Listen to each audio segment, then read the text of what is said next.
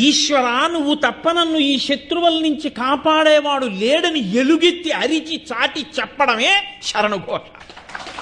అదిగో ఆ స్థితి ఉందే, అందులో ఒళ్ళు మరిచి ఆయన పేర్లు చెప్పేస్తుంటే, అందుకే దానికి ఏం అర్థం ఉండదు. ఇంకా మా యాపిల్స్లో అవి చేస్తుంటారు శరణఘోష.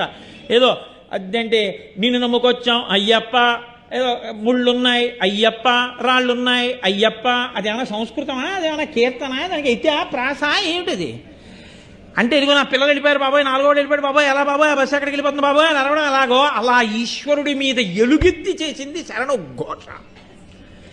అలా పొంగిపోయి 40 రోజులు నువ్వు చేయగలవా? అలా పరవశించిపోగలవా? 3 రోజులు చేసిన తర్వాత ఇంకా అరవడానికి నీకు కంఠం లేక కంఠం పోయిన కంఠంతో కీచు కీచుమంటూ అరవగలవా? అదేంట్రా 3 రోజులకే నీ కంఠం పోయిందంటే నవ్వేసి పోన్లేరా, నేను ఇంకెక్కువ మాట్లాడక్కర్లేదు, 40 రోజులు ఎందుకు ఈశ్వరుడు ఎందు మనసు పెడతాను అనగలవా? ఆ శరణుఘోష దండపాణి స్వామికి ప్రియం. వాళ్ళందరూ శరణఘోష చెప్తే ఆయనకి ఎందుకు ప్రియం అంటే, ఆయన గురువు గారు కాబట్టి ప్రియం. వీళ్ళు మార్గంలో పడ్డారా, వీళ్ళ శత్రువుని వీళ్ళు గుర్తించగలిగారు.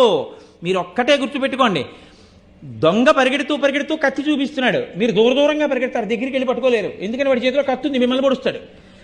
పరిగెడుతున్న దొంగ చేతిలో కత్తి జారి కింద పడింది, మీకు దొరికింది. ఇప్పుడు దొంగ వాడు పరిగెడతాడు, ఎందుకంటే కత్తి అట్టుకు మీరు పొడుస్తారని. కత్తి మీ చేతిలో ఉంటే దొంగ పరిగెడతాడు, దొంగ చేతిలో ఉంటే మీరు దగ్గరికి వెళ్లకుండా మీరు దూరంగా పరిగెడతారు.